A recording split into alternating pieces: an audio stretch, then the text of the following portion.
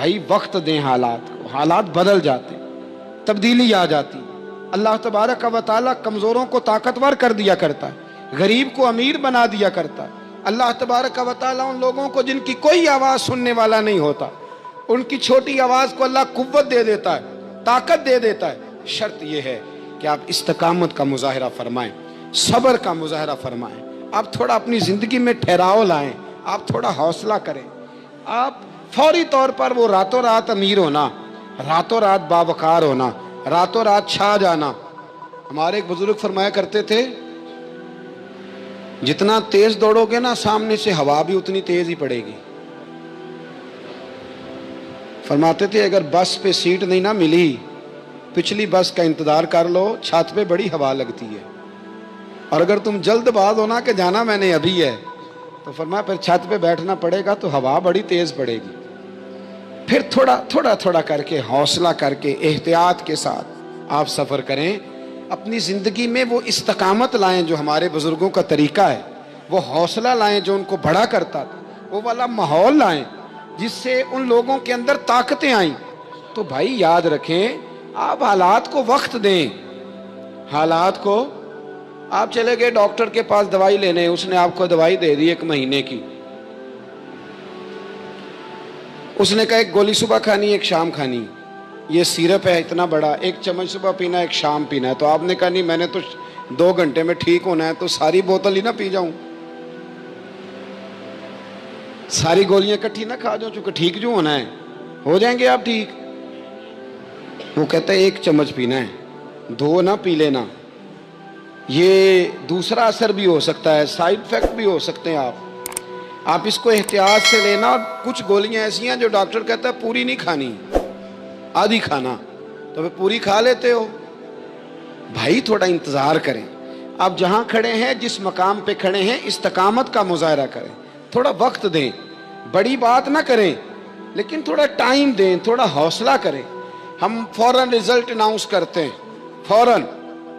میرے سنگی کئی دفعہ کہتے ہیں کہ حضرت صاحب آپ کیسا محسوس کرتے ہیں، تو میں کہتا ہوں میں تو سیدھا محسوس کرتا ہوں۔ ہمیں لوگ فون کرتے ہیں ٹائم دو، جس کو دے دیا اس کے کاغذوں میں ویری گڈ ہے، اور جس کو نہیں دیا وہ سلام بھی نہیں لیتا، فون بند کر دیتا ہے، چھٹی۔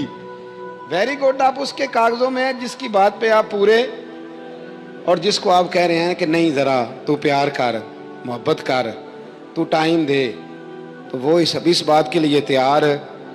تو آپ صبر کریں، آپ حوصلہ کریں، آپ جس سٹیٹس میں، اور زندگی میں یاد رکھیں جتنا کوئی آپ کو اونچی اور بڑی جگہ پہ بیٹھا نظر آئے گا نا، اتنا زیادہ آزمائش کا شکار ہوگا وہ شخص۔ اس کے لیے روز ایک چوراہا ہے، روز ایک چوک ہے۔ اگر 20 لوگ آپ سے روزانہ رابطے میں ہیں تو آپ ایک جگہ پہ جا سکتے ہیں، یا 2 جگہ پہ، 17-18 نے آپ سے ناراض ہونا ہے۔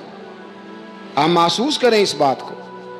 آپ جہاں بیٹھے ہیں، جس اسٹیج پہ آپ بیٹھے ہیں، آپ اپنی سیاسی جماعتوں کو دیکھ لیں، 10 بندے نکل کے ادھر چلے جاتے ہیں تو 5 نکل کے ادھر چلے جاتے ہیں، تو 6 اپنے الگ ایک گروپ بنا لیتے ہیں، تو 7۔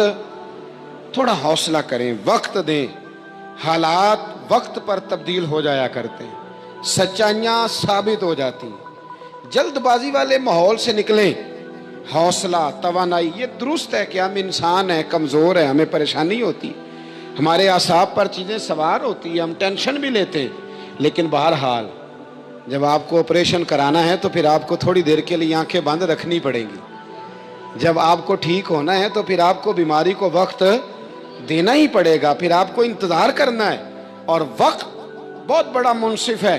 اور بھائی بہت بڑے فیصلے ہو جاتے ہیں، بڑے بڑے انصاف ہو جاتے ہیں، اگرچہ وقتی طور پر فضا کچھ اور بنتی ہے، لیکن سچ ہمیشہ سچ ہوتا ہے، حق ہمیشہ حق ہوتا ہے، حق نکھر جایا کرتا ہے۔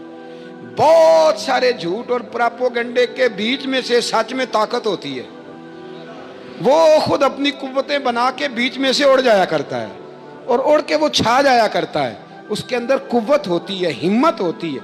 وقت دیں، حالات ٹائم دیں، آپ دیکھیں کتنی جلدی حالات بدلتے ہیں۔ بڑا نام ہے امام احمد بن حنبل کا، بڑا تذکرہ ہے، بڑا کچھ ہے۔ پتہ ہے آپ کو کہ امام احمد بن حنبل کتنا عرصہ جیل میں رہے ہیں؟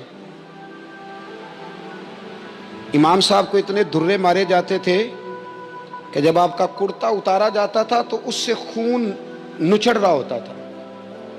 آج ہم مسند امام احمد بن حنبل اے سی والے کمرے میں بیٹھ کے پڑھتے ہیں، اور جب ہم اس کا حوالہ دے رہے ہوتے ہیں تو ہم کہہ رہے ہوتے ہیں تو پتہ میں کتنا بڑا آدمی ہوں، 14 جلدوں کی کتاب میں سے حوالہ دے رہا ہوں.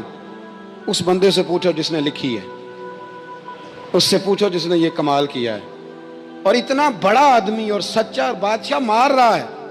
ایک دن اس نے تانا بھی دیا، کہنے لگا احمد بن حنبل مجھے بھی پتہ ہے آپ ٹھیک ہیں اور آپ کو بھی پتہ ہے آپ ٹھیک ہیں، ظلم ہو رہا ہے، زیادتی ہو رہی ہے، پر لوگ آپ کی سپورٹ کیوں نہیں کر رہے؟ دنیا آپ کے پیچھے کیوں نہیں چل رہی؟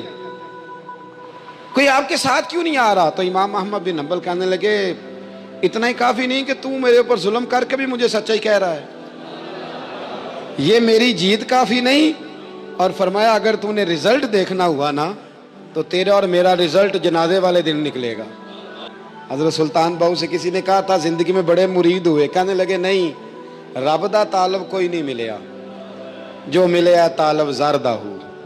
آئے ہیں لوگ تعویذ دھاگا لینے، رب دا طالب کوئی نہ ملیا، جو ملیا طالب زردہ. وہ لینے آئے تھے تعویذ، ہم نے بھی دے کے بھیج دیا، بات ختم ہو گئی. شاہ بقی الدین ابن مخلد کے استاد فرمانے لگے کہ بیٹا تیرا ظرف بڑا ہے اور میرا علم تھوڑا ہے، اگر تو نے صحیح طرح پڑھنا ہے تو بغداد امام احمد بن حنبل کے پاس چلا جا، صحیح طرح پڑھ، پھر وہ تیری تشنگی ختم کریں گے، تیری پیاس بجھا دیں گے، چلا جا. کہتے ہیں میں کشتی میں بیٹھا آنے کے لیے، رستے میں طوفان آ گیا، کشتی کو جانا کہیں اور تھا، چلی کہیں اور گئی. ایک جزیرے پہ ہم اترے. فرماتے ہیں کہ وہاں پیسے ویسے بھی ختم ہو گئے، پتے کھا کے گزارا کرنا پڑا. بغداد کی سمت کا تعین کر کے پتہ کر کے اس طرف میں چلنے لگا پیدل. ہمارا بچہ ماشاءاللہ سے جو ابا جی سے پورے پیسے لے کے جاتا ہے نا پڑھنے کے لیے، اس کا بھی پورا پریشر ہوتا ہے ابا جی کے، آپ کو پتہ نہیں میں پڑھائی کر رہا ہوں، حالانکہ بعد میں پیسے سارے اپنے اکاؤنٹ میں جمع کراتا ہے، ابا جی کو دیتا، لیکن پریشر کریٹ کرتا ہے کہ میں تعلیم حاصل کر رہا ہوں آپ کے حکم پر، لہذا آپ میرا احسان مانیں. معاذ اللہ تعالی. کہتے میں تعین کر کے بغداد کی سمت چلنے لگا، شہر بغداد دی کی یہ نشانی. کہتے میں جا رہا ہوں اس سمت، پتے بھی کھانے پڑے رستے میں. 1.5 مہینہ لگا تو میں بغداد پہنچا. اب میں نے لوگوں سے پوچھا کہ امام احمد بن حنبل کا مدرسہ کہاں ہے؟ جب میں نے کہا نا امام احمد بن حنبل، تو ایک زمانے میں نام بجتا تھا، ڈنکا بجتا تھا. آج جیل میں. جب کہا نا امام احمد بن حنبل تو جس سے پوچھا کہنے لگا چپ کر جا، ان کا ذکر نہ کرنا. تو ان کا نام لیتا ہے جیل ہی جاتا ہے، ان کا نہ نام لینا، خبردار. کہتے میں نے کہا کیا ہوا؟ کہا بادشاہ مخالف ہو گیا، امام صاحب کا دارالعلوم تو بند ہو گیا، وہ تو گھر میں قید ہیں. توجہ ہے میری بات پر؟ یہ ذوق اگر اسٹوڈنٹ کا بنتا ہے نا تو استاد پڑھانے والا نہ بھی نہ ہو تو وہ استاد کے سینے سے علم کھینچ لیا کرتا ہے، کھینچ لیا کرتا ہے. خواجہ فقیر محمد چرائی رحمۃ اللہ علیہ کے ایک مرید تھے، تو حضرت نے انہیں بڑا کچھ نوازا. تو کچھ لوگ کہنے لگے حضرت جی اسی کو سارا کچھ دے دیا ہے. فرمانے لگے بیلیاں ادیاں داواں ہی بڑیاں سن، یہ تو مینوں ریڑک کے مکھن کڈ کے لے گیا ہے. ادیاں داواں ہی بڑیاں سن. کچھ لوگ ہوتے ہیں نا پیارے، انہیں طریقہ ہوتا ہے، دعا لے لیتے ہیں اور کچھ کہتے رہتے ہیں حضرت جی دعا کرنا، اور دعا لینے والا کام کوئی نہیں کرتے، کہتے رہتے ہیں دعا کرنا. کہتے میں، لوگوں نے کہا کہ وہ مدرسہ بند ہے آپ کہاں جائیں گے؟ تو میں نے کہا میں کہیں بھی جاؤں کوئی ذریعہ حضرت تک پہنچنے کا. کوئی ذریعہ نہیں. ان کے گھر کو بادشاہ نے سب جیل بنا دیا ہے، سپاہی دروازے پہ کھڑے. آپ نے فرمایا پھر بھی ایک بندہ کہنے لگا اتنی نیکی کر سکتا ہوں کہ میں تمہیں ان کا دروازہ دکھا سکتا ہوں. آپ فرمانے لگے میرے لیے اتنا بھی کافی ہے، ذکر حبیب کم نہیں وصل حبیب سے، اتنا بھی میرے لیے کافی ہے. اس نے دور سے کھڑے ہو کے کہا وہ جہاں سپاہی کھڑے ہیں نا وہ امام صاحب کا دروازہ ہے. شاہ بقی الدین صاحب کہتے ہیں میں نے کہا تو اب جا، اب دیکھنا میں علم کیسے حاصل کرتا ہوں. صبر دیکھو، استقامت دیکھو، حوصلہ دیکھو. آپ فرماتے ہیں کہ میں نے نا اپنے سر سے ٹوپی اتار کے کسی کو دے دی اور بال میں نے بخیر ڈالے سارے. ایک جگہ سے 2 جگہ سے کرتا میں نے پھاڑ لیا، ہاتھ میں نا میں نے پیالہ پکڑ لیا مانگنے والا. تینوں لب دیا آپ گواچے. میں نے نا پیالہ پکڑ لیا ہاتھ میں مانگنے والا, اور جس گلی میں امام صاحب کا گھر تھا نا, پہلے کونے پہ صدا لگائی, 1 دینار کا سوال ہے. کہتے ہیں 1 دینار ملا, پھر دوسرے دروازے پہ آیا, 1 دینار ملا, پھر تیسرے دروازے پہ آیا. مجنو بن کے وچ بازاراں کدی ککھاں وانگ رلائے تے کدی کہایا کنبا سارا, سر نیزے اتے چڑھائے. سجنا یار مناؤن دی خاطر اساں کی پیس بٹائے. فرماتے میں نا مانگنے والا, بھکاری بن کے مانگنے والا نہیں, میں امیر باپ کا بیٹا تھا پر میں مانگنے والا بن گیا. میں نے پھٹے پرانے کپڑے, ایک دروازے پہ 1 دینار. امام صاحب کا بھی دروازہ آیا, کہتے میں نے صدا دی, 1 دینار چاہیے تھا. کہتے امام احمد بن حنبل دروازے تک آئے, اور جب میرے پیالے میں کاسے میں دینار ڈالنے لگے تو میں رو پڑا. میں نے کہا میرے محبوب کریم کی حدیثوں کے وارث اور جانشین, میں تو کہاں سے چلا ہوں, تجھ سے حدیث سیکھنے آیا ہوں. مجھے خیرات نہ دے, مجھے میرے مصطفیٰ کی 2 حدیثیں پڑھا دے. تو کہتے ہیں شیخ کی آنکھوں میں, امام صاحب کی آنکھوں میں آنسو آ گئے. فرمانے لگے یار میں بھی سوچ رہا تھا اسٹوڈنٹ ہی کوئی نہیں, کس سے حبیب کی باتیں کروں, آج تو پڑھا دوں گا تو کل کیسے آئے گا. عرض کی حضور جب تک آپ جیل میں رہیں گے میں بھکاری بنا رہوں گا. مانگنا جو ہے نوکر کی تے نخرا کی, جب لینا جو ہے تو ختم ہو گئی بات, پیالہ سیدھا رکھیں گے. آپ فرماتے ہیں کئی مہینے, 1 2 4 دن نہیں, کئی مہینے میں ہاتھ میں نا پیالہ لے لیتا اور گلیوں میں گھومتا. 1 دینار کا سوال ہے. استقامت, صبر, حوصلہ. آپ فرماتے ہیں امام احمد بن حنبل کا دروازہ آتا تو وہ 1 دینار بھی روز دیتے اور حدیثیں بھی روز ہی پڑھاتے. آپ فرماتے ہیں کہ پھر وقت بدل گیا, پھر حالات تبدیل ہو گئے, بادشاہ چلا گیا اور نیا آ گیا. فرماتے ہیں وہ امام صاحب کا عقیدت مند تھا, اس نے مدرسہ بڑا بنا کے دیا, اس نے مسند بچھا کے دی. پہلے دن جب امام صاحب مسند حدیث پر جبہ پہن کر, امامہ باندھ کر, خوشبو لگا کر ممبر پر بیٹھے حدیثیں بیان کرنے, فرماتے ہیں جب میں آیا نا سامنے تو میں انہیں دیکھ کے رو پڑا, وہ مجھے دیکھ کے رو پڑے. فرماتے ہیں انہوں نے کہا رستہ چھوڑ دو, اسے آگے آنے دو. جب میں آگے آیا تو امام صاحب فرمانے لگے پہلے بھی بڑا پڑھایا تھا, اب بھی زندگی بھر پڑھاؤں گا, پر جس صبر اور استقامت سے تو نے پڑھا ہے, جو مزہ ان دنوں میں آیا ہے شاید دوبارہ کبھی نہ.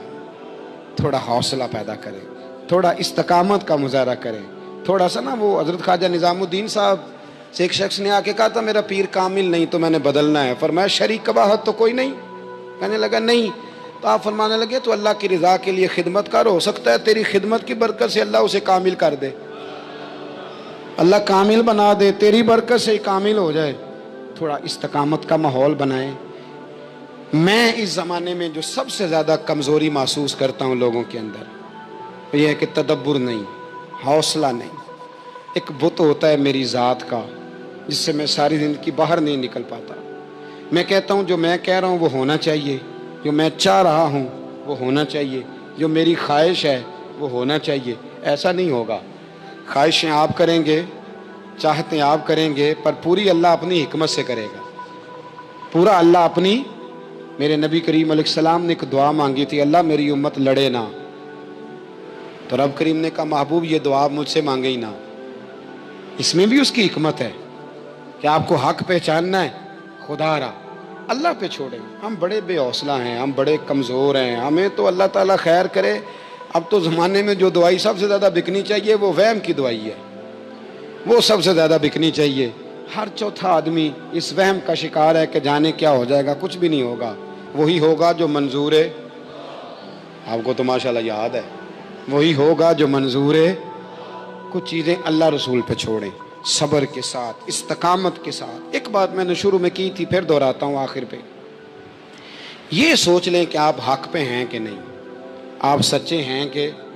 حضرت عبداللہ ابن زبیر امام حسین کے بعد یزیدی فوجوں کے خلاف نکلے تھے.